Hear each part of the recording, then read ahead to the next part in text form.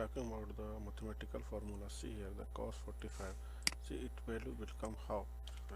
So just here the equal to cos, here the 45, and the close the bracket, see the value of the cos 55, and here the also equal to sine 60, and close bracket this one, and here equal to tan 30. Okay, so this value come. Also the mathematical formula here, the tan 30 plus sin 60 minus cos 45. So how it will come, see here, equal to tan 30 plus sin 60 minus cos 45. So this value come. Also another I taken this one, the tan half, tan 1 by 2, sin 1 by 2, cos 1 by 2. This is the value.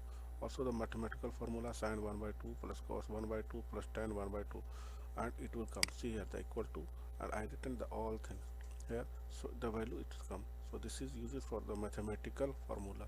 Okay, so sin theta, tan theta, and the cos theta, you can use anyone. So from where, go to the here, and here choose the cos, okay, here choose the sine, here choose the tan. You can choose anyone. Okay, thank you.